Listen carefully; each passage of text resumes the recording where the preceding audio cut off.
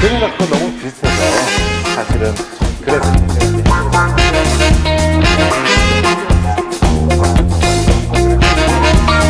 뭐 하게 됐습니다. 하여간 뭐 이걸 넘겨주시고요. 이건 이제 제가 그래서 이제 하기 전에 사실은 이제 처음에 이 어떤 내용을 할 거 많이 고민을 했었어요. 책 내용을 갈 거냐, 현실 정치를 중심으로 할 거냐. 근데 북콘서트를 할 때 현실 정치를 중심으로 하는 게 좋겠다 이런 얘기를 해오더라고요. 그래서 제목이 처음엔 이겼을 때 바꿔라 이렇게 하더라고요. 그래서 근데 사실 이게 약간 좀 그거 했을 때 조금 제가 약간 좀 당황스러운 게 왜냐면 이 당이 민주당 같은데 예전에 바꿔라는 얘기를 숱하게 들었거든요. 근데 사실은 2012년 대선 이후에 민주당한테 바꿔라 얘기의 뜻은 뭐였냐면 뭐 아실지 모르겠지만 문재인 갖고 대통령 안 되니까 바꿔라라는 뜻이었어요. 그래서 함부로 바꿔라는 말 쓰면 큰일 나거든요. 그래서 이게 그러니까 지금 그래서 이겼을 때 바꾸라고 이겼을 때 또 뭘 바꾸나 싶은 생각이 들어서 그런 얘기를 또 제가 이제 함부로 하면 안 되겠다 싶어서 제목을 했는데 그건 안 되겠다 싶었는데 근데 그 현실 정치를 가지고 하려 그러면 이게 참 어려워요. 이 책이 그러니까 2016년 미국 대선에서 미국 민주당이 패배한 걸 가지고 쓴 정치 철학책을 올해 한국 지방선거에서 우리 민주당이 압승한 걸 가지고 적용하려니까 뭐 적용이 잘 안 되거든요. 왜냐면 미국하고 한국도 차이가 나고 저쪽은 패배했는데 이쪽은 압승했고 또 뭐 이건 철학책이고 현실이고 하는 게 이게 안 맞더라고요. 그래서 현실보다는 책 내용을 좀 더 중점적으로 해야겠다라는 생각을 좀 했고 또 하면서 여기 있는 분들 어떨지 모르겠지만 이 책을 이게 된 어떤 서평들이 많더라고요. 근데 서평들 한번 읽어봤더니 이런 점이 있어요. 뭐냐면 그 대체로 이 책을 잘 생각보다 이해를 못하고 쓴 서평들이 많더만요. 그게 첫 번째가 그 이 책에서 더 나은 진보를 상상하라고 할 때 진보라는 단어하고 리버럴이라는 단어의 차이인 것 같아요. 근데 이제 원래 제목은 The Once and Future Liberal인데 그대로 어떻게 보면 사실 미국 민주당의 과거와 미래예요.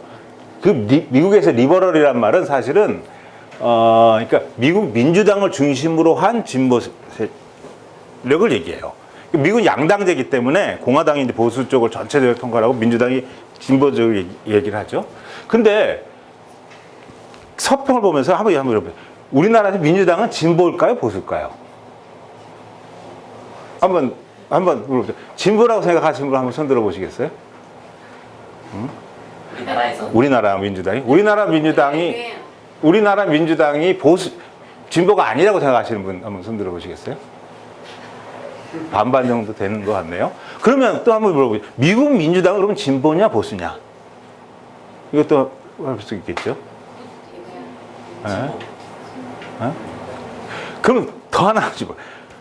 세계 정당에 진보라는 단어가 들어간 그 정당이 많아요. 그 정당은 진보일까요, 보수일까요? 그 답은 명확히 제가 해줄 수 있어요. 왜냐면 앞에 두 단어는 했지만 세계 정당에서 진보라고 들어간 정당은 대부분 보수 정당이에요. 왜냐면 그래요. 그러니까 그게 사실은 진보라는 단어가 진보를 상징한다는 거는 그게 꼭 그렇지 그러니까 항상 그런 게 아니거든요. 그러니까 우리나라는 예를 들어서 산업화 세력, 뭐 민주화 세력 하면서 민주가 이쪽을 상징하는 특성들이 있었죠. 근데 미국에서는 리버럴이라면 사실은 그 자유주의라는 뜻이잖아요. 자유주의적인. 근데 미국에서는 그 자유주의적인이라는 이 뜻이 미국에서는 진보라는 것을 상징하는데 이번에는 단일화를 안 했죠. 그런데 교육감 중에 자기가 진보인지 보수인지를 드러내야 되기 때문에 뭘 썼어요. 그럼 진보 후보 이렇게 쓰지 않았어요. 보니까 민주진보 후보 이렇게 썼더라고요. 그러니까 그 사람도 고민했겠죠. 날 진보 후보라고 할까? 뭐 할까 하다가 민주진보 하는 거예요. 왜냐? 그러니까 지금은 진보라는 단어가 사실은 좀 애매해졌어요. 왜 그렇게 됐냐면 통합진보당 사건 때문에 그래요. 실은 그러니까 싸가지 없는 진보라는 것은 강준만 교수가 썼는데 그 당시에는 뭐라 했냐면 명확히 그래요. 진보는 뭐냐? 여기는 민주당을 뜻한다. 그때는 민주당이 없었어요. 새정치민주연합인데 근데 왜 민주당이냐? 새정치민주연합이 곧 민주당이 될 것이기 때문에 그랬어요. 그러니까 어쨌든 우리나라 그런데 왜 제가 이제 진보라면 사실은 우리나라에서도 그러니까 양당제는 아니지만 민주당을 포함한 조금 진보적인 어떤 색채를 하는 세력을 여전히 그 표현을 하자면 진보라는 단어를 쓸 수밖에 없어요. 그 다른 단어 쓸 게 마땅치 않아요. 그러니까 진보라는 단어를 쓰는데 그러니까 이제 사실은 뭐 그리고 미국의 리버럴의 자유주의한테 또 사실은 그런 의미에서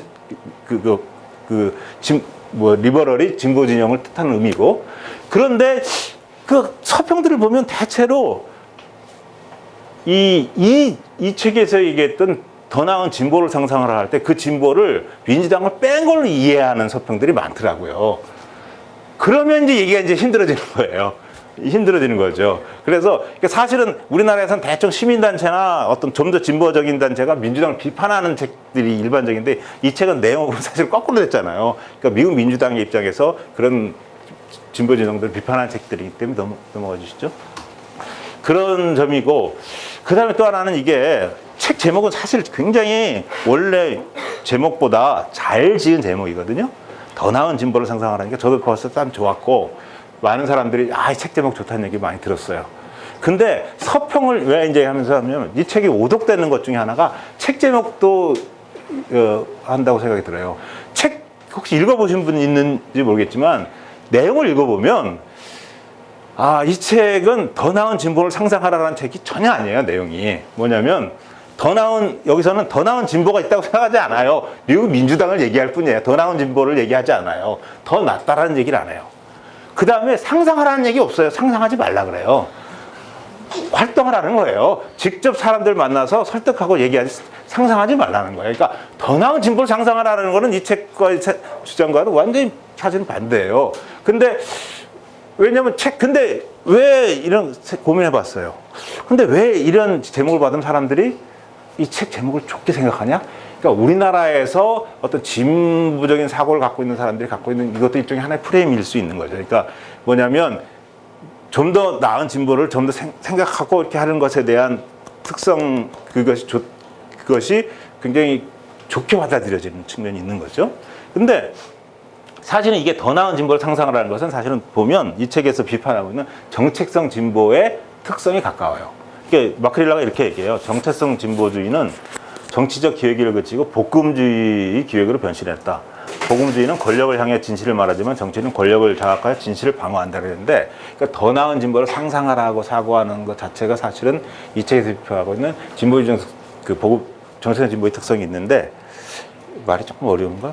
그런데 그래서 이 얘기를 하면 이 책이 생각보다 서평들을 보니까 오독되고 있는 특성이 진보란 단어에 대한 오해의 측면이 하나고, 그러니까 이 책은 사실 내용은 단순해요.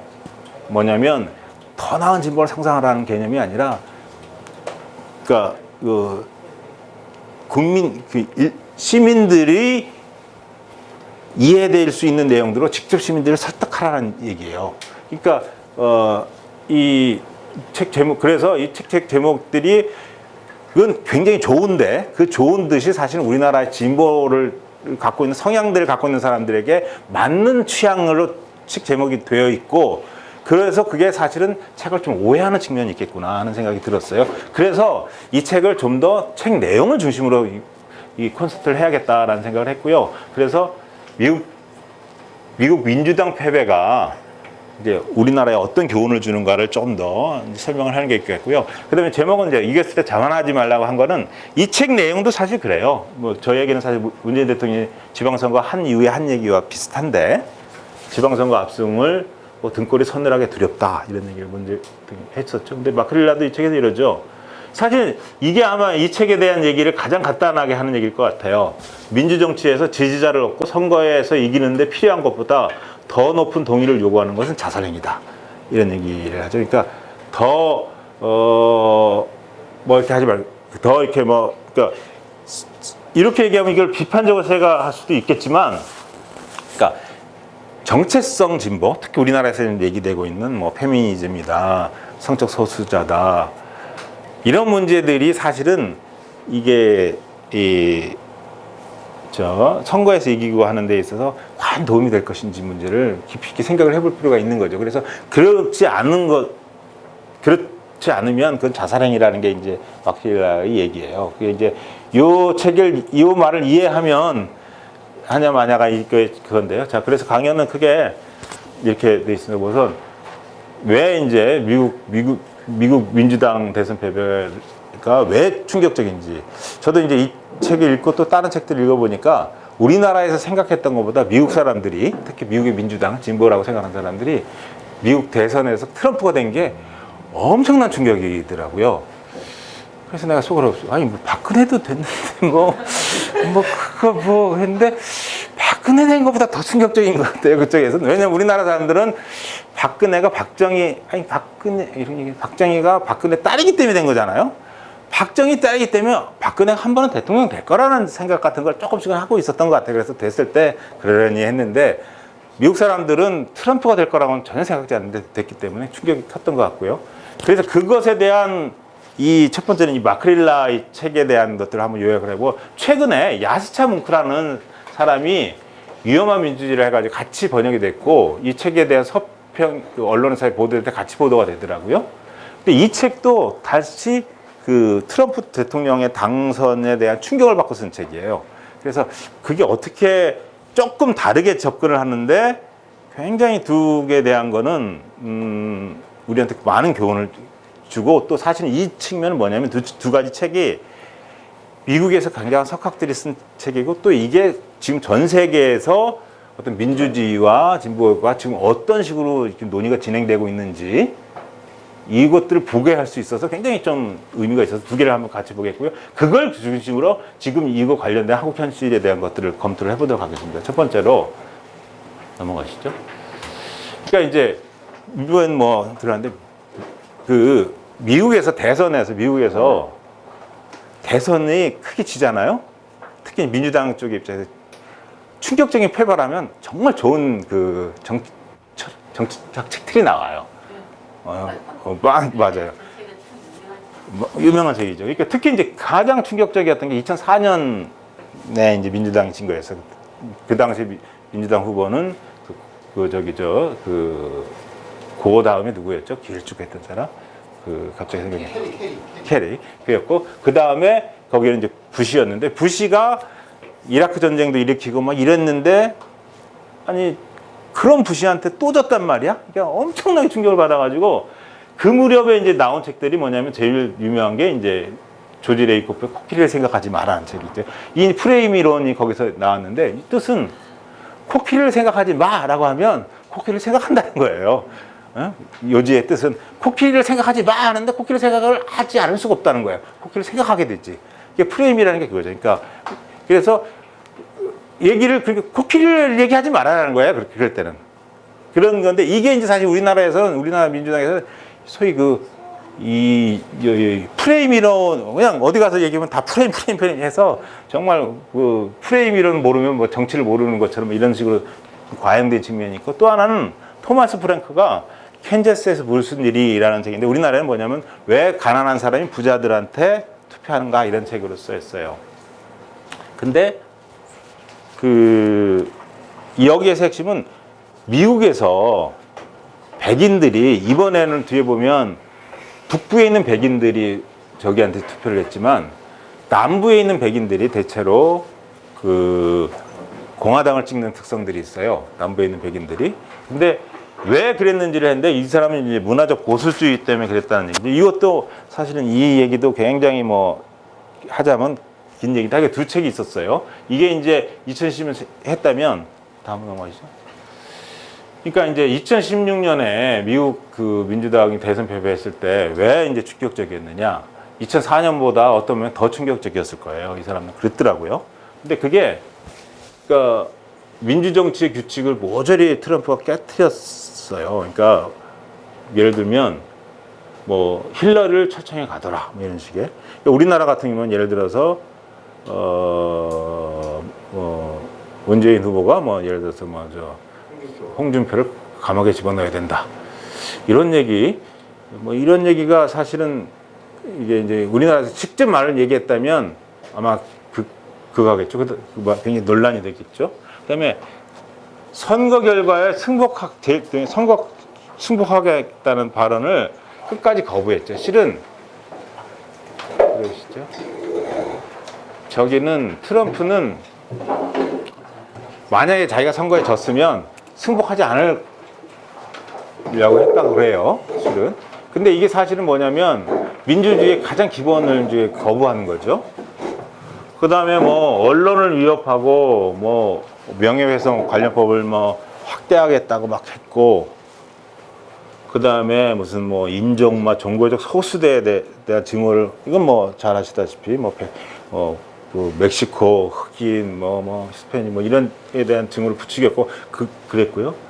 그 다음에 당선 후에는 법원과 정보기관 등의 독립기관 중립성을 훼손했고, 또 이제 6번으로 좀 재밌는데 경쟁국가의 독재적 지도자들에게 계속적으로 찬사를 바쳤다는데, 이게 미국 사람들은 그랬는데 이게 이제 이번에 이제 저 싱가포르에서 북미 정상회담 했을 때 이제 이것도 이제 뭐죠? 그 하기 전에 트럼프가 캐나다에서 G7 회담하고서 저 캐나다 총리를 무지하게 욕한 다음에 저기 가가지고 김정은을 또 굉장히 높이 평가했잖아요. 그러니까 이제 기자회견할 때 물어보더라고. 아니 왜 이건 이제 이건 책에서 그 전에 나오는데 이거 했는데 왜 캐나다 총리는 그렇게 욕해놓고 김정은 그 적대 국가인 김정은은 그렇게 높이 평가하냐. 그러니까 뭐 이거 뭐라고 얘기를 하던데, 그러니까 이제 이게 미국 민주당이나 이런 쪽에서 사람들이 볼 때 저것도 굉장히 그렇게 보여지는 거죠. 근데 대체로 트럼프는 그러니까 독재자스러운 사람들을 좋아하는 것 같아요. 본인 스타일이 그런가. 푸틴도 좋아하고 뭐 그랬던 것 같아요. 그래서 그런 게 있고, 그 다음 넘어가시죠.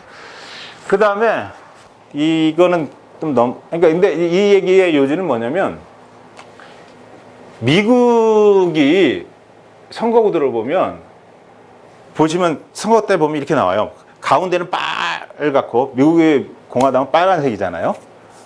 민주당은 파란색이고, 우리도 이제 민주당은 파란색이고, 지금 한국당이 빨간색이죠. 사실은 선거를 많이 했을 때 보면 파란색이 딴 얘기인데, 파란색이 되게 좋은 색이에요. 민주당은 예전에 이제 노란색 썼다, 녹색 썼다를 왔다 갔다 하는데, 노란색하고 녹색은 파란색에 하더라고요. 이길 수가 없더라고요. 근데 이제 이쪽은 빨간색을 못 쓰잖아요. 빨간색 쓰면 그거 아니까. 그래서 그랬는데, 우리 박근혜 대통령께서 쇄신한다고 갑자기 빨간색을 갖다 쓰는 바람에 이제 민주당이 파란색을 쓰니까, 그런데다 노란색은 또 원래 이쪽 색이고 하니까, 그래 노란색과 파란색을 적절히 왔다 갔다 쓰는데, 근데 어쨌거나 이제 이 파란색 보면 미국에서 보면 가운데는 빨갛고 약쪽만 파랗잖아요. 그러니까 무슨 뭐 캘리포니아 파랗고 저쪽에 뉴욕 이쪽 파랗고. 그런데 이제 사실 그러면 중부 남부는 공화당 지지라는 말이에요. 근데 이게 예전에 그러면 이것도 참, 미국 남부가 항상 공화당 지지였냐? 아니었어요. 미국 남부는 오랫동안 민주당 지지였어요. 왜냐? 미국 민주당은 그러니까 언제냐면 이런 것까지 얘기하기 하여간에, 그러니까 그러니까 이제 링컨 대통령이 남북 노예할 때 공화당이었고, 미국 민주당은 그 노예 해방을 반대한 정당이었죠. 그게 이제 쭉 왔는데, 때문에 노예 해방을 반대했던 남부는 민주당 지지였어요. 오랫동안. 그랬는데 어느 시점에 미국 남부가 공화당으로 바꿨느냐? 60년대에 미국 민주당이 정부가 존슨이라 할 때 민권법을 해가지고 저쪽으로 해요. 그러니까 뭐냐면 흑인 선거를 주고 뭐 이래요. 그때 남부가 공화당으로 바꾸죠. 그랬는데 그게 그 이후에 계속 더 강화시켜가지고 미국 남부는 완전히 공화당 지지고, 그래도 그걸 가지고 그쪽도 했는데, 이번에 사실은 중요한 거는 이렇게 펜실베니아, 미시간, 위스콘신, 아이오와 같은 미국 북부에서 러스트벨트라고 하는 백인 노동자들이 많은 데가 항상 민주당 지지였는데 공화당으로 바뀌었어요. 이게 바뀌면 미국 민주당은 이기기가 어려워요. 그러니까 이게 또 사실은 미국 민주당 입장에서는 이번 대선이 굉장히 충격적이었어요. 그래서 이 충격적인 것들, 넘겨주시죠. 해서 하여간 이 책들이 나왔는데 하나가 마크릴라의 더 나은 진보를 상상하라, 또 하나 야스차 몽크의 위험한 민주주의라는 거예요. 그래서 그걸 한번 내용들을 한번 보죠. 미국 진보, 이게 사실은 책 제목이기도 한데 미국 진보의 과거와 미래가 이렇게 된다는 게 사실은 이게 이 책에 하고자 하는 얘기의 요지의 다예요. 사실 이제 정책성 진보를 까는 거는 이 책에 있어서 어떻게 보면 본질은 아니에요. 사실은 사람들이 정책성 진보를 한다 그러면 보통 흔히 정책성 진보가 인종 문제, 여성 문제, 그다음에 성적 소수자 문제니까 그 문제에 대해서 읽어보면 어디 까는 내용이 있는지 직접 까는 내용은 하나도 없어요. 그러니까 이 사람은 실제 마크릴라는 이 책에서 정책적 진보를 비판하는 요지는 뭐냐면 사람을 우리로서 어떤 시민이랄지 이렇게 연대된 걸로 보지 않고 개개인으로 이렇게 개인으로 봤고 개인의 정체성에 집중했다는 거예요. 그럼으로써 레이건 시대, 신자유주의와 레이건 시대의 그거를 막지 못했다는 거예요. 그래서 정체성 진보는 제대로 된 진보가 아니고 사이비 진보고 레이건주의 좌파 버전에 불과하다는 얘기예요. 그래서 그렇게 하기 위해서 이 사람은 우리라는 것, 그러니까 어떤 시민이라는 것들을 복원해야 된다는 게 이 사람의 핵심이에요, 실은. 그래서 정체성, 이 사람 책에서 우리가 이제 생각할 때 무슨 뭐 이렇게 정체성 진보를 직접 뭐 예를 들어서 여성을 비판한다 이러진 않아요. 이 사람도 무슨 페미니즘을 반대하는 사람은 아닐 거예요. 그 다음에 성적 소수자의 권익을 하는 걸 반대하는 사람은 아니에요. 그런데 어쨌든 그래서 그렇게 이야기한 게 좋은데 루스벨트 진보, 그래서 이제 진보도 루스벨트 진보가 있었고 정체성 진보가 지금 좌지우지하는데 새로운 진보, 이건 이제 이 사람 이런 표현 나오지만 이런 말이 나와요. 시민적 진보가 돼야 된다는 거예요, 이 사람은 앞으로는. 이게 이제 중요한데, 근데 이제 그럴 때 이 정치, 루스벨트 진보가 정치였다면 정체성 진보가 사이비 정치였다는 거죠. 그 다음에 시민정은 정치해야 된다는 거예요. 정당도 루스벨트 시대에는 정당, 그 민주당이죠, 중심이었고, 근데 정체성 진보는 정당을 무시했다는 거죠. 운동을 중시했다는 거죠. 그러지 말라는 얘기예요. 그리고 시민적 진보, 앞으로 새로운 진보는 정당을 중심으로 한다는 거예요. 그 다음에 여기서 이미지라는 게 중요한데, 루스벨트 진보는 뭐냐면 악수하는 두 개의 손. 이게 예전에 뭐 아마 노총 같은 거 보면 이렇게 이런 게 항상 있죠. 악수하는 두 개의 손. 이게 사실은 그 시대를 상징하는 어떤 진보의 어떤 이미지였어요. 근데 요즘 정체성 진보대의 그 상징은 뭐냐면 프리즘에서 분리된 이렇게 무지개죠. 이게 또 뭘 상징하시는지 아세요? 특히 이게 뭐냐면 성소수자를 사세요. 그러니까 연대하는 거. 이게 그러니까 프리즘에서 분리한 무지개. 이게 이제 정체성을 얘기하는. 이건 뭐냐면 하나 우리라는 게 아니라 분리된 우리에서 나로 된 개념이죠. 이게 이거고. 근데 이제 시민주의는 뭐 이미지까지 나오지 않는다. 나에서 우리로 오라는 얘기예요. 그리고 철학도 그 루즈벨트 시대 때 이때의 진보는 연대, 기회, 공적 의무였다면 정책적 진보는 개인주의였다는 거죠. 개인. 그 다음에 시민적 진보는 시민으로 하나 되는 게 중요하다는 거예요. 그리고 이제 그게 보면 또 기초가 루즈벨트는 계급이었어요. 계급. 집단이었다면 정책적 진보는 개인과 정체성이고 심의적 진보는 심의적. 그러니까 이게 이제 사실은 이 표가 사실은 이 책에서 이 사람이 하고자 하는 얘기에 다예요. 사실은 이게.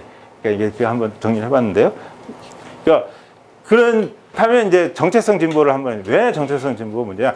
이 사람은 아까도 얘기한 것처럼 성적 소수자, 여성, 인종 문제, 흑인에 집중하는 것을 그걸 반대한다는 게 아니에요. 그러니까 페미니즘을 반대하는 것도 아니고 성적 소수자의 권리를 보장하는 것을 반대하는 건 아니에요. 다만 뭐냐면 미국 민주당이랄지 이런 진보진이 그것에 집중해서는 안 된다는 거죠. 그것에 집중하는 것은 안 된다는 거예요. 왜냐? 그러니까 그렇게 하면 진보의 전통적으로 했던 연대, 공동체, 공적 의무를 무력화시키기 때문이라는 거죠. 그러니까 그러면 뭐로 가야 되느냐? 다음으로 가시죠. 정책 이제 이제 우리라는 것들로 가야 되는데, 그럼 왜 정체성 진보의 뿌리는 왜 이제 정체성 진보는 개인에 집중하게 되느냐?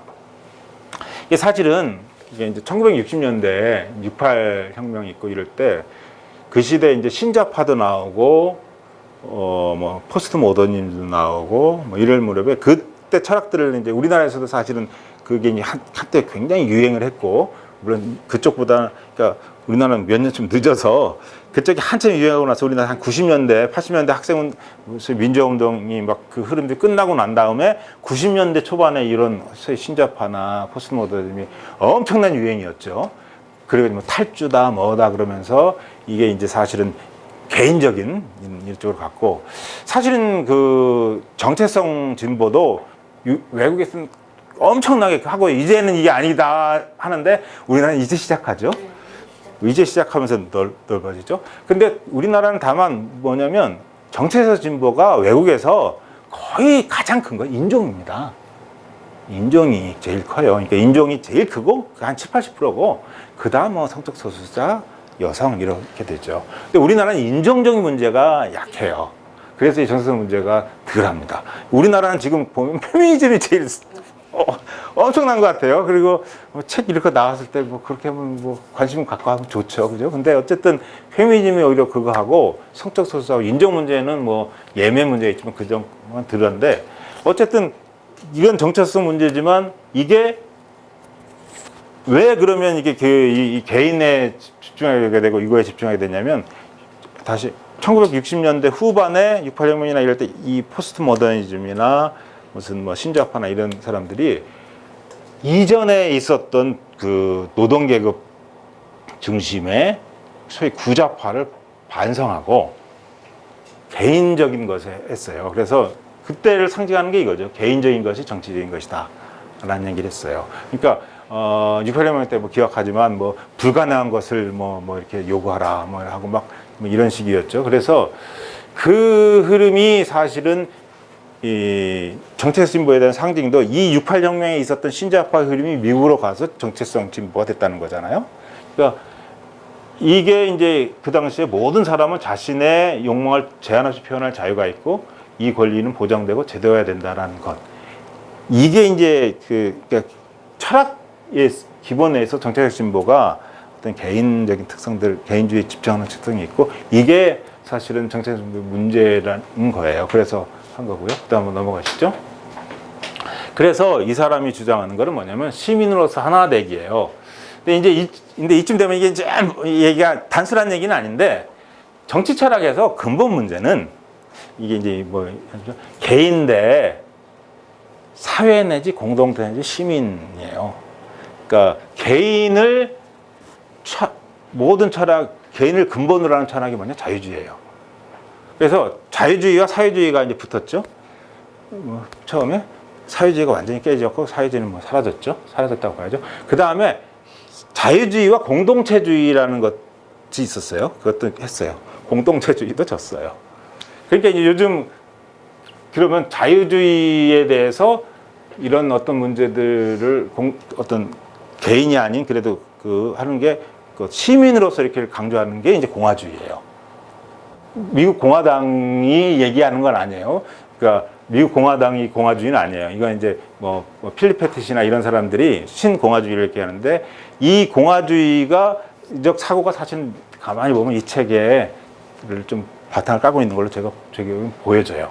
그러니까 그때 그 시민, 우리라는 건 뭐냐면, 왜 그러면 이렇게 그러면 개인을 않고 우리라는 걸 강조하냐면, 그러니까 진보라는 게 뭐예요? 본질은 같이 잘 살자는 거잖아요. 혼자 잘 살지 않고 같이 잘 살자는데, 같이 잘 살려면 뭐냐면, 그러니까 예를 들어서 세금을 더 내려면 세금 낸 게 국가에 의해서 같이 잘 살게 해준다는 신념이 있어서 세금을 낼 거 아니에요. 그러려면 뭐냐면 그게 내가 아니라 우리라는 사고가 있지 않으면 진보가 존재할 수가 없어요. 그러니까 진보의 본질은 우리예요, 우리. 그러니까 공동체라는 것들에 대해서, 그러니까 내가 할 만큼 딴 사람도 해준다는 사고가 있어야 이게 이제 진보가 되는 거고, 사실은 이게 이타주의, 이거에 대한 연구들이 상당히 많은데, 그래서 이제 우리라는 것들이 없으면 진보가 없기 때문에 사실 자유주의도 굉장히 중요하지만 자유주의와 또 다른 어떤 공동체에 대한 사고들을 필요는 얘기하는 거고, 사실은 이 마크릴라가 하고자 하는 얘기의 본질은 그거예요. 그건데, 근데 시민이라는 것도 사실은 이건 고민을 해볼 텐데, 시민이 뭐냐? 이것도 한번 생각해 보세요. 시민하고 국민하고 어떻게 다를까요?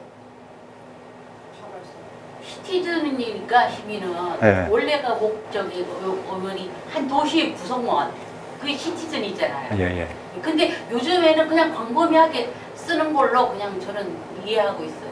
그러니까 우리나라에서는 시민이라는 말을 안 쓰죠.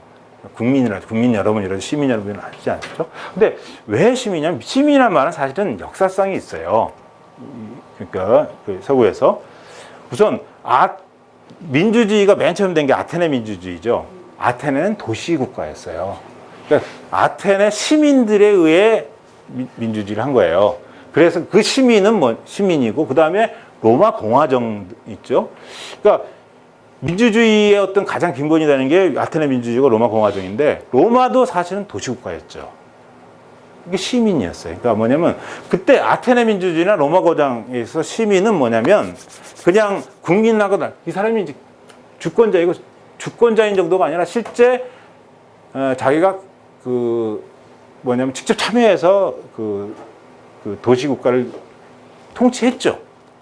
그리고 그때 한 게 근대 시민혁명이 이루어진 거예요. 그러니까 이 여기서 시민이라는 개념은 뭐냐면 그냥 우리나라 국민이라는 개념하고 달리 시민은 개인이 아니고 정치 공동체의 일원으로 시민적 자유를 향유하면서 공동체 문제에 적극적으로 참여하는 사람이에요. 그러니까 이 시민이라는 단어가 사실 그래서 이제 우리도 국민이라는 말하고 시민이라는 말을 쓰자 이런 말을 하는데 사실 근데 역사성이 있어서 우리가 시민이라는 말을 하면 좀 잘 안 와닿죠. 우리나라는 어쨌거나 국민이라고 쓰는데 그래서 국민이라는 말을 시민의 의미로 쓰죠. 정치적으로. 그런데 이 시민이라는 말은 그런 어떤 의미가 있어서 좀 달라요. 그래서 사실은 그리고 이 마크릴라가 얘기할 때 시민으로 하나 되기라는 게 그러니까 뭐냐면 단순하게 그냥 이건 아니고 이런 어떤 정치 철학적 역사성을 갖고 하는 얘기예요. 이게 이제 이 사람의 얘기고 좀 넘어가시죠. 근데 이제 트럼프 패러독스란 말은 실은 이제 제가 만든 말입니다. 이건 저 해제 쓰다가 왜냐면 이제 트럼프의 역설인데 뭐냐면 트럼프가 진보 전성 시대의 전주곡이라고 하는 거 아니에요. 이 사람 얘기는. 그러니까 트럼프 대통령이 됨으로써 이제 미국이 잘하면 진보가 어떤 한 시대를 통치할 수 있는 시대가 올 수 있다라는 거예요. 그렇죠. 박근혜 대통령처럼. 그러니까 맞는 얘기네. 그러니까 박근혜 대통령이 다 보수를 박살내버리고 갔잖아요. 괴멸시켜버리고. 박근혜 대통령 됐을 때 얼마나 그랬어. 그러니까 사실 이 사람 얘기도 그 얘기예요. 뭐냐면 트럼프가 대통령가 당선된 건 민주당의 패배인 건 분명한데 동시에 공화당의 지적인 파사 상태를 뜻한다 이거예요. 그래서 이건 그리고 그게 이 레이건 한 몇십 년 동안 한 20, 30년 동안 공화당과 보수가 미국과 전 세계를 통치했었던 그런 레이건주의로 복제하기는 불가능하다는 거예요. 이 사람 얘기는. 이 사람 얘기는. 마크릴라 얘기는. 그래서 진보 전성 시대가 열릴 수 있다라는 거죠. 그리고 그게 트럼프 패러독스. 그러기 위해서는 뭐냐면 진보도 바뀌어야 되는데 그게 개인 그러니까 레이건주의와 비스무리한 이런 개인의 문제에 집착하고 정체성 집착하는 것 갖고는 안 된다는 거죠. 시민의 문제, 함께하는 공동체의 문제 이런 것에 집중에 더 해야 된다라는 것이 이 책의 주제예요. 그러니까 이제 사실은 그러니까 책 읽어보면 사실 정체성 보기가 하나하나의 비판이 아니라 그러니까 정치적인 인간의 문제, 인간의 본성의 문제 이런 거에 대한 얘기를 하는 그런 얘기죠. 그러니까 개인과 시민, 공동체 이런 것에 대한 집중의 문제였고요. 다음 넘어가 보시죠. 그다음에 야스차 뭉크 책이 있는데 이거는 이제 위험한 민주주의라는 책이에요.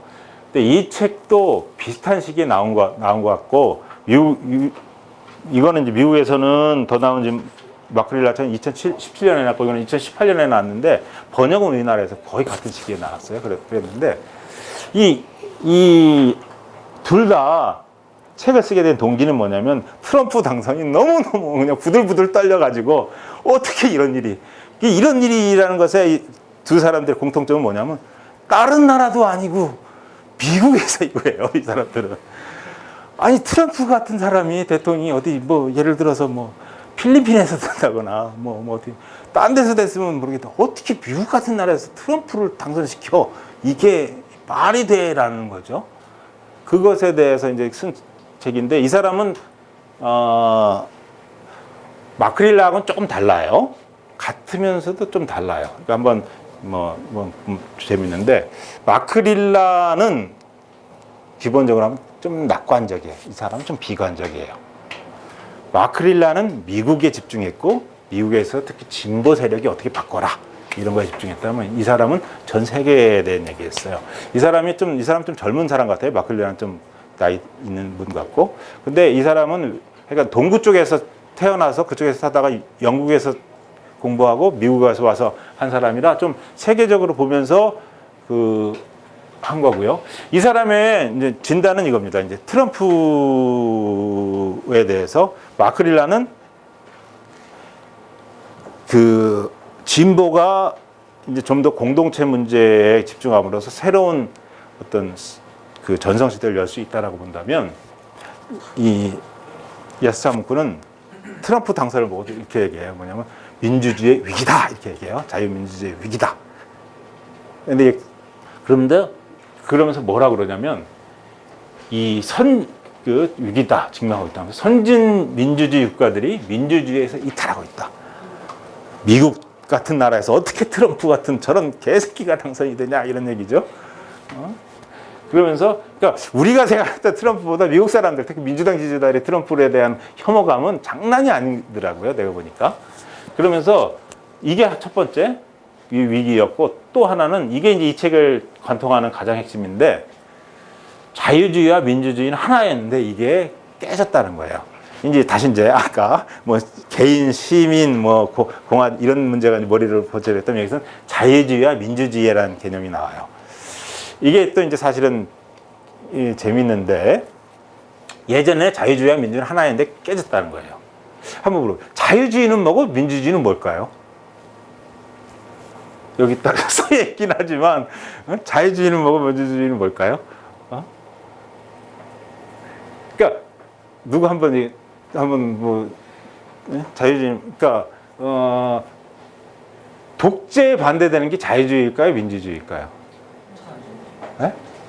민주주의죠.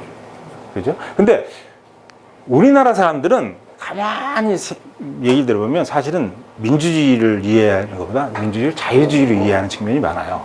그러니까 어떻게 이해하냐면 진보는 민주주의의 반대를 그러니까 우선 보수는 민주주의의 반대를 자본주의로 이해해요. 공산주의로 이해해요.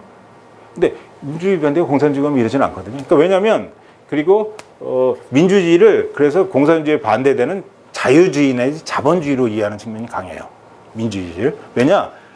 보수는 민주주의 하면 북한은 독재, 북한에 대한 우리나라의 민주주의. 그러면 우리는 자본주의, 자유주의 이렇게 이해하는 측면이 있고 그 다음에 진보는 어떻게 민주주의를 이해하냐면 민주주의를 좀 자유주의로 이해하는 게 같아요. 왜냐하면 독재에 대해서 개인의 권위가 좀 보장되는 것으로서 이해되는 측면이 많아요. 근데 자유주의와 민주주의는 사실은 달라요. 뭐냐면 자유주의는 본질적으로 개인의 자유예요. 개인을 근본으로 한 철학이 자유주의예요. 근데 자유주의가 워낙 넓죠. 사실은 지금 세계를 지배하는 철학들은 진보든 보수든 자유주의이기 때문에 여기서 얘기했지만 더 나은 진보를 얘기할 때 미국의 민주당 진보도 리버럴이고 자유주의고 근데 민주주의는 우리가 오해하는데 민주주의는 뭐냐면 인민주권이에요. 본질이 민주주의는 인민주권. 그러니까 뭐냐면 다수가 통치하는 체제가 민주주의예요. 그러니까 이게 좀 달라요. 그러니까 예를 들어서 민주주의를 먼저 얘기하면 민주주의는 민중이 지배하는 정치 형태고 그래서 민주주의자들은 다수결주의자예요. 그러니까 우리나라 소위 민주주의자들 정확히 얘기하면 사실 우리나라 사람 진보는 민주주의와 조금 달라요.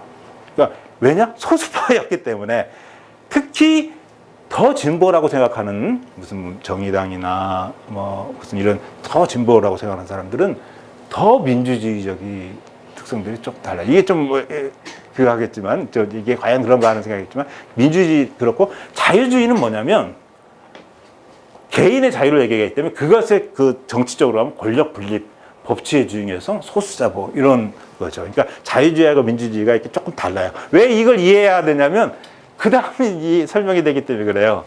뭐냐면 그래서 이제 야스차문크는 이렇게 얘기해요. 지금 민주주의의 위기가 되는 예전에는 자유주의와 민주주의가 합쳐진 자유민주주의가였는데 지금 이게 분열돼 이게 새로운 게 나왔다는 거예요.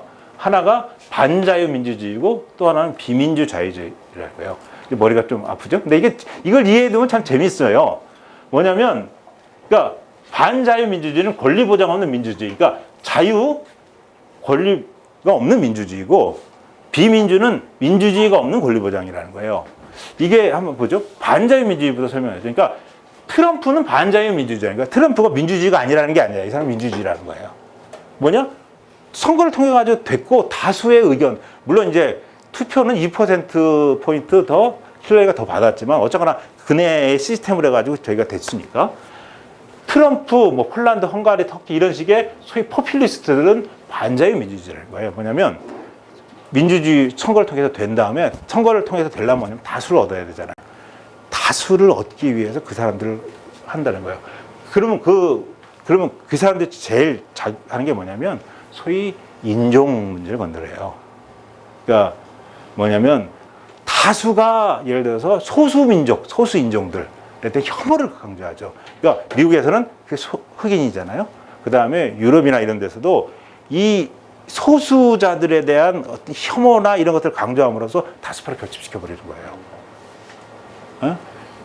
거의 히틀러가 그랬듯이. 그러니까 그게 그 민주주의가 그 사람이 민주주의라는 거죠. 그런데 이런 사람이 되고 난 다음에 어떡하냐?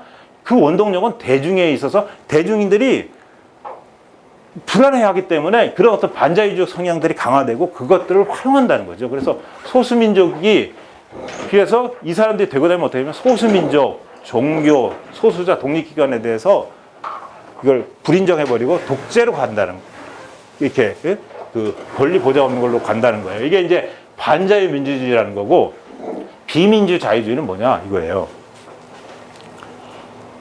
예를 들어서 유럽연합이 있죠. 유럽연합이 있는데 유럽연합에서 사실은 각각의 국가의 경제정책들을 통제합니다. 그러면 그럼 이게 민주주의 원칙이 맞아요, 안 맞아요? 아니, 안 맞죠. 그러니까 내 나라, 그러니까 뭐냐면 그 나라의 경제정책을 그 나라 국민들이 원하는 대로 할 수가 없어요. 뭐냐면 유럽연합에서 하라는 대로, 유럽연합에 그 집행부는 누가 선택해요? 아니, 뭐, 어디서, 어떻게 국민의 뜻과 무관하게 오고 그 사람들이 그 나라 경제정책을 좌지우지해버려요. 그럼 민주주의가 아니죠. 근데 이런 식의 것들이 지금 전 세계적으로 넓혀진다는 거예요. 유럽연합 같은 국제기구, 국제조약, 중앙은행, 관료, 법원. 그러니까 사실 우리나라에서 이런 거죠. 미국에서 2000년에 대통령 선거를 했는데 그때도 사실은 이번에처럼 고어가 더 많이 얻었어요. 근데 당시 부시가 됐죠. 그럼 그 당시 대통령을 누가 선정한지 아세요? 혹시 기억하시는 분 계세요? 당시에 부시 대통령 당선을 결정한 사람이 결정한 데가 대법원이었어요. 대법원이었어요. 뭐냐면 선거를 쭉 했는데 플로리다가 그냥 삐까삐까 한 거예요. 근데 그게 너무 격차가 자꾸 그래가지고 그거를 대법원에 넘겼어요. 그럼 대법원에 넘겼으면 대법원에 재검토하고 뭐 했는데 대법원이 그거를 어처구니없이 그걸 기각해버렸어요. 한 번 하고 그래가지고. 그래서 대법원에 의해서 대통령이 결정났어요. 그러니까 그러면 이제 결정이 뭐죠? 아니 어떻게 대통령을 왜 대법원이 결정해요? 민주주의가 아니죠, 이게. 그러니까 법원, 관료, 중앙 이런 게 왜 이것에 의해서 국민의 뜻과 무관하게 정책들이 결정돼요? 이건 민주주의가 아니라는 거죠. 이게 사실은 이제 왜 그럼 이런 일이 벌어지느냐? 하나는 이게 세상이 워낙 복잡해지고 전문화되고 국제화돼가지고 한 나라에서 어떻게 할 수 있는 게 많아지지 않으니까 이게 이제 그런 측면이 있고 그렇게 되다 보니까 엘리트들이 비민주적인 성향들이 강해진다는 거예요. 그러니까 예전에는 자유주의와 민주주의가 하나였는데 이렇게 이게 아예 자유주의도 민주주의도 없는 경우는 그냥 그야말로 독재 국가겠죠. 야차문구는 그걸 러시아 같은 나라를 그냥 그렇게 독재 국가라고 그러더라고요. 그렇지 않고 둘 다 보장되어 있는 건 자유민주주의 국가겠죠. 근데 이제는 둘 중에 하나가 없는 나라가 생긴다는 거예요. 하나는 자유가 없는 민주주의가 생기고 포퓰리스트가 생기고 하나는 민주가 없는 자유주의가 생긴다는 거예요. 이게 지금 세계의 어떤 위기라는 거죠. 그래서 그럼 왜 이렇게 왔느냐? 이 사람은 세 가지를 얘기를 해요. 하나는 소셜 미디어인데, 그러니까 트럼프가 어떻게 하냐면 막 하잖아요. 그러면 그 언론에 처음에 무시하는데 어떻게 하냐면 트럼프는 트위터에다 몇백만을 끌고 다니니까 그리고 난 다음에 어떻게 하냐면 언론한테 주지 않고 트위터에 올려요. 그러면 이제 기자들이 어떻게 할지 생각하겠죠. 이번에 사실 북미 정상회담도 그랬잖아요. 트위터에다 딱 올리면 우리나라 하잖아요. 그러면 어떻게 할 거냐? 이제 언론들이 생각을 하겠죠. 이걸 무시할 거냐? 아니면 이미 속보 경쟁에선 트위터에 뒤졌으니 그거를 심도 깊게 취재해서 할 거냐? 어떤 걸 어떻게 했겠어요? 심도 깊게 취재했죠. 속보 경쟁에는 트럼프의 트위터에 뒤졌으니 그걸 막 취재해. 뭐 이게 웃기는 거죠. 그러니까 뭐냐면 이제는 포퓰리스트나 이런 사람이 어떤 소수자를 막 혐오를 할 수 있게 됐고 미국은 근데 어떻게 우리나라 선거법이 없나? 그렇게 가짜 뉴스를 해도 그게 어떻게 당선이 되죠? 그렇대. 그냥 그런 식의 가짜 뉴스 됐다는 거고, 그 다음에 경제 침체는 예전에는 경제가 굉장히 이제 나아질 거라고 생각해서 사람이 불안했는데 요즘은 굉장히 미래에 대한 불안감이 생겨요.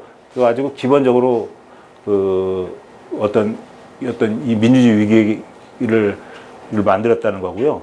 세 번째, 이게 이제 사실은 정체성 정치화도 중요한데, 야스아문크는 그러니까 뭐냐면 정체성 중에 가장 전 세계적으로 가장 위험한 게 이 인종 문제라는 거예요. 그러니까 실제 자료를 보면 예전과 달리 이민이 막 세계가 국경 간의 어떤 흐름들이 많아지고 사람들이 왔다 갔다 하는 게 많아지면서 선진국에서 인종적 인지가 굉장히 많아졌어요.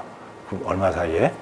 그러니까 이게 그 사람들한테 불안한 거 있고, 또 그 다음에 알다시피 그 어떤 테러나 이런 위험도 있고, 그래서 이게 사실은 이 민주주의 위기를 만든 굉장히 중요한 거고, 특히 우파 포퓰리스트, 무슨 트럼프 같은 사람들에게 이게 가장 강력한 무기예요.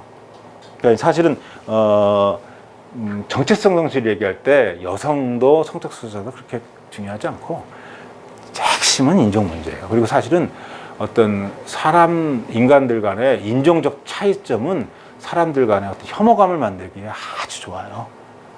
그래가지고 그랬고요. 넘어가시죠. 그래서 그러면 어떻게 극복할 것이냐? 이 사람은 민족주의를 포용적 애국주의를 얘기하더라고요. 그게 뭐냐면 이게 이제 사실 예멘 보면서도 생각해 볼 텐데, 모든 합법적 거주자들은 피부색과 종교합색 평등한 권리를 보장해야 된다. 이게 하나예요. 근데 반면에 국경 통제, 이민의 엄격과 불법 이민자 추격과 관리는 강화해야 된다는 거예요. 이 사람도, 야스아문크도 그렇게 얘기를 해요. 그러니까 뭐냐면, 왜냐면 이걸 이렇게 열었다가는 소위 얘기해가지고, 소위 민주주의나 진보주의자들은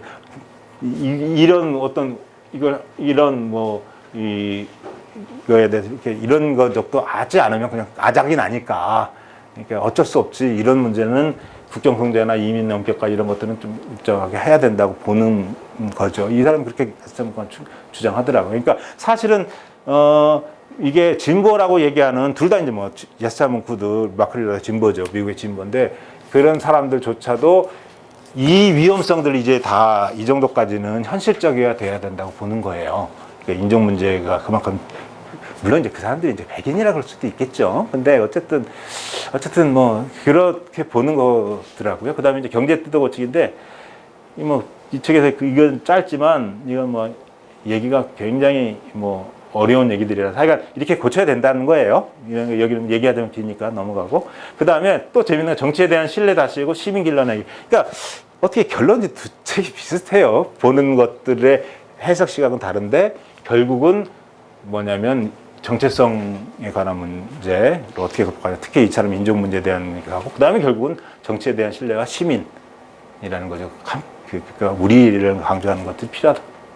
또 이 사람은 이제 경제에 관한 얘기를 좀 한 거고 이게 이제 그러니까 이게 두 가지 그러니까 트럼프가 당선되는 것이 미국의 진보적 지식인데 진보 진영에서 얼마나 견디기 힘들었으면 그거 갖고 두 사람들은 굉장히 철학적으로 깊이 고민을 한 거예요.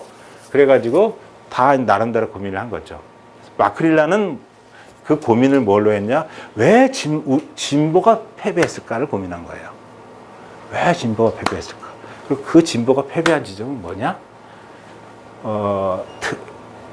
레이건식의 그 어떤 신자유주의, 개인적인 어떤 개인주의 이런 거에 저희 진보가 제대로 반응하지 못했고 그것에 놀아났다.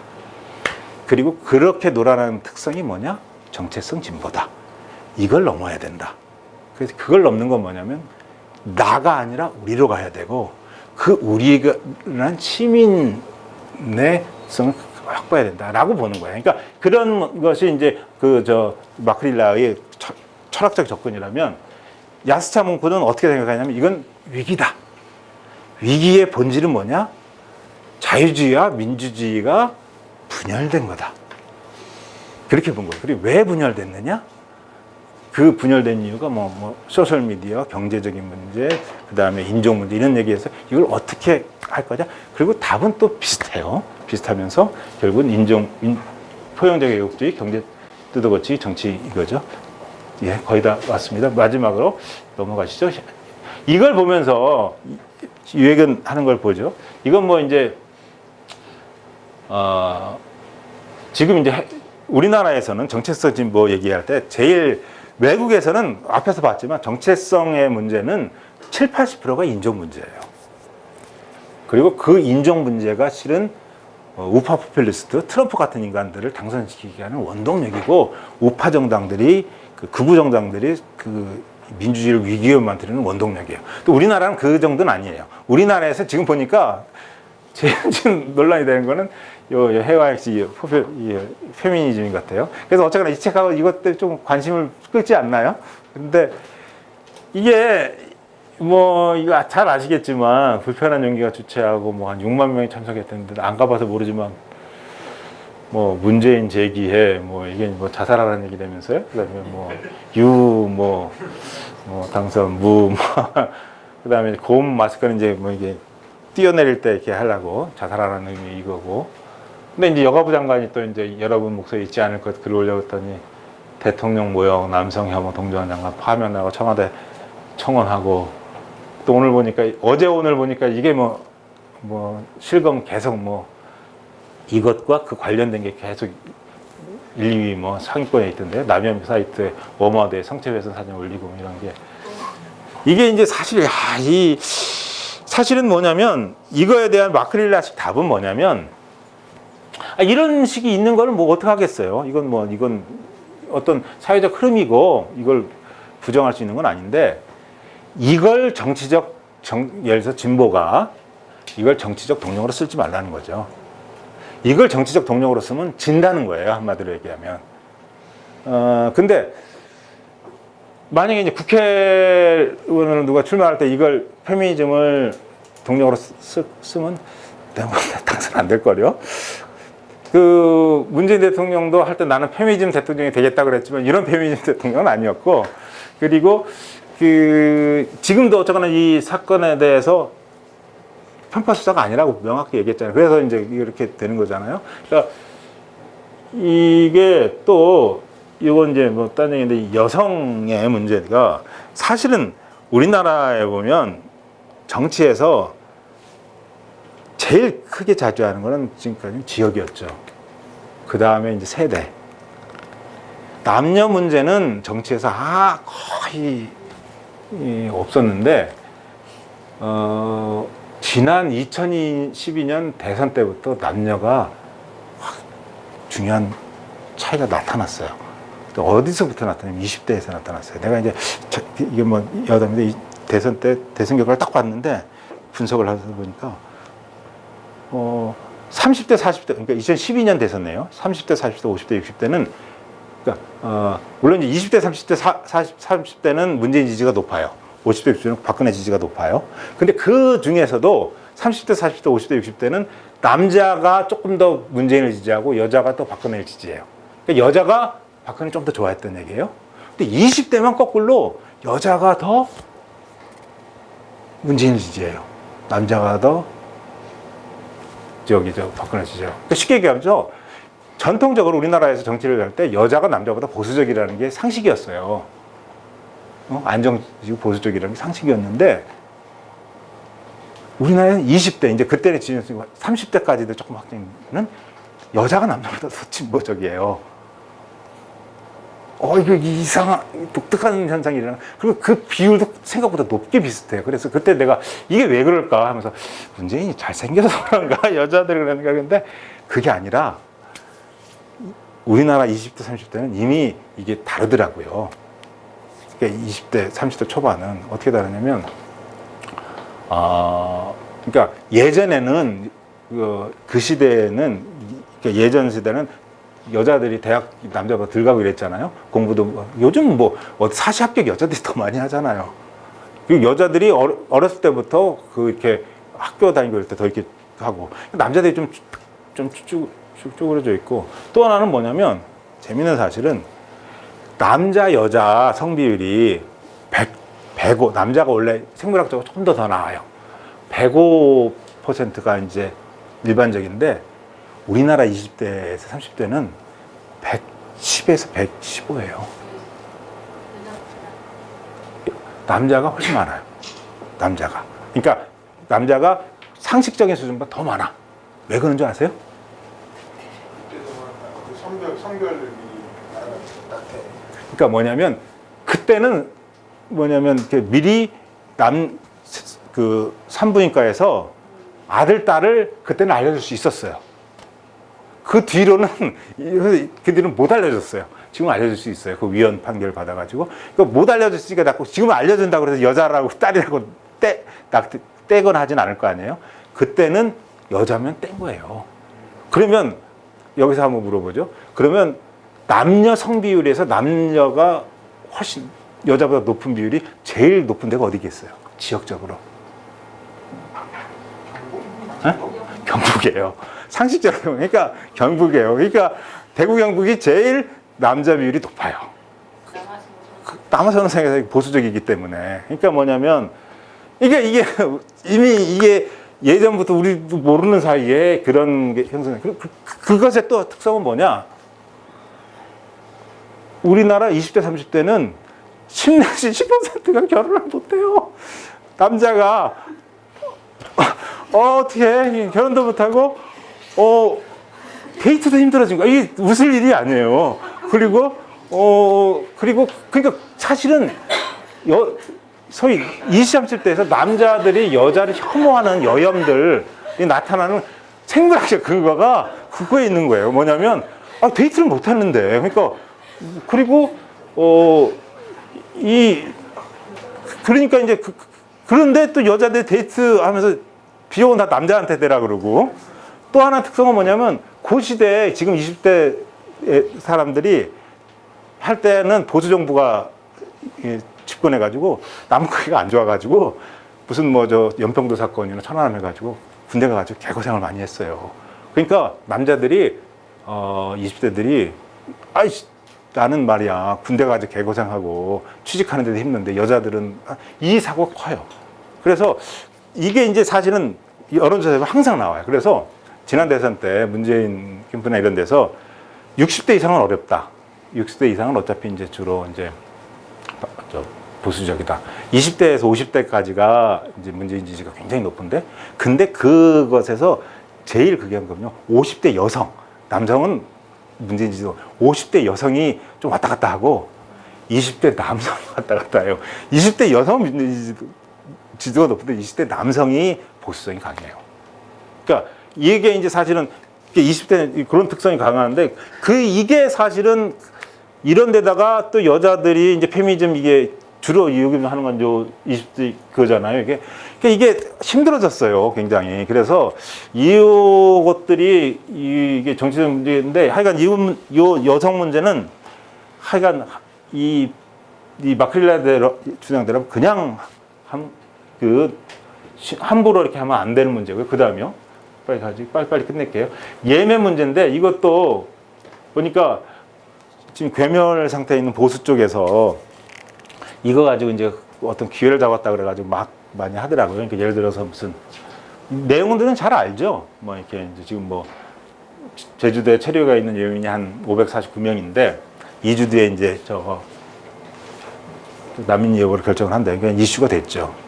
그리고 이게 외국에서도 그렇지만 이런 문제가 사실은 폭발성이 있는 문제예요. 우리나라에서 인종 문제는 사실은 다수는 적을 거예요. 다문화가죠. 그러니까 쉽게 농촌 이런 데서 결혼을 하기 위해서 외국에서 여자 하는 건데, 그것이 우리나라 사람들한테 하진 않는데, 이거는 이제 뭐 예멘이고 주로 남성이고 하니까 이런 거에 대해서 이게 굉장히 좀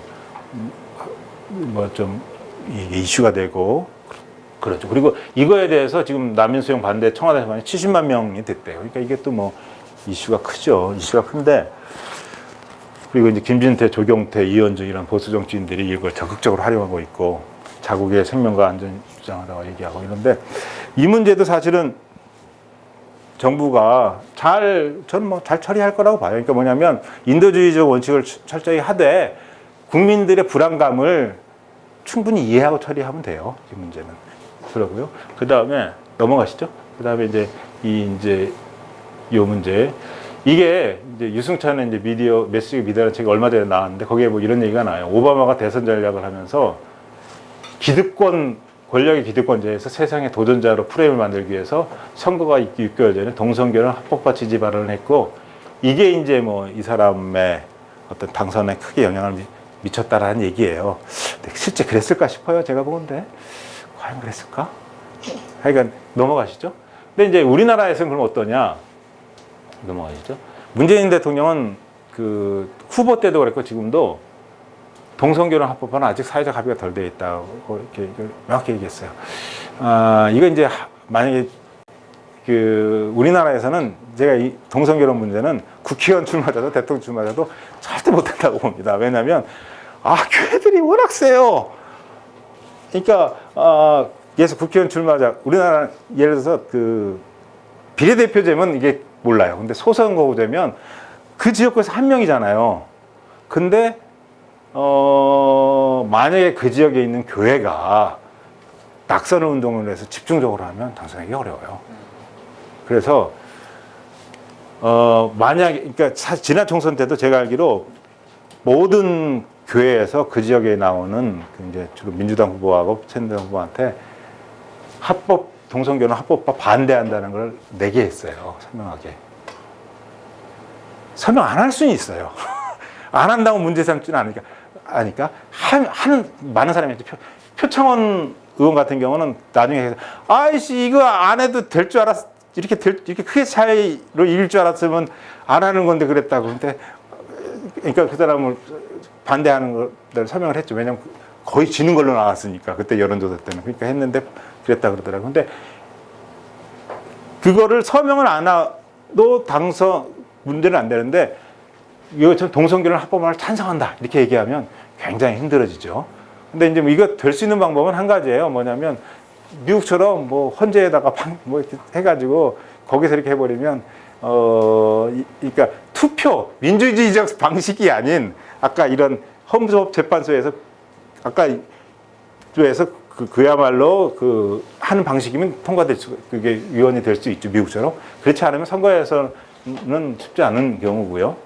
다른 사람들도 대부분 이게 이제 이 합법 결혼 주장을 우리나라에서는 하지 못해요. 넘어가시고요. 그 다음에 이제 이거는 최근에 이제 현직 부장판사 문유석이 이제 개인주의자 선언이라는 책이 해가지고 이제 베스트셀러가 되고 있는데, 이건 뭐 그냥 한번 생각해보라고 한 거예요. 뭐냐면, 그러니까 이 사람 이제 개인주의자 선언이었는데, 이제 어쨌거나 이 마크릴라 책도 그렇고, 특히 마크릴라 책도, 야스카모토 책도 지금에 있어서 어떤 민주주의의 위기, 이것의 극복을 개인이 아니고 시민, 그 다음에 그 어떤 그 미국의 그 나라의 공동체, 이것에서 답을 찾거든요. 근데 이제 어쨌거나 우리나라는 근데 사실 시민성은 뭐 있지만 어쨌거나 이 사람이 얘기하는 거는 우리나라의 국가주의, 집단주의적인 문화가 있다라는 거죠. 하여간 이런 문제는 과연 이런 거는 좀 생각해 볼 문제예요. 그러니까 우리 삶도, 저도 사실 성격적으로 이렇게 좀 개인주의적인 성격이 굉장히 이렇게 잘 이렇게 막 어디 가서 이렇게 나보다 좀 혼자 조용히 있는 걸 좋아하는 스타일인데, 그런데 어쨌든 그런 문제하고 또 어떤 시민성이랄까 어떤 공동체성 이런 문제 좀 다른 문제인 것 같아요. 그래서 이런 식의 문제, 개인과 시민, 집단의 문제, 자유주의, 공화주의, 공동체주의, 사회주의 문제, 이게 이제 사실은 정치에서 굉장히 중요한 문제인데, 오늘 본 것처럼 지금 미국 대선 이후에 어떤 선진 이런 그 정치 철학자들이 이런 문제를 이제 본질적으로 고민하는 거죠. 본질적으로 고민하면서 답들을 찾아보려고 하는 거죠. 자, 이상입니다.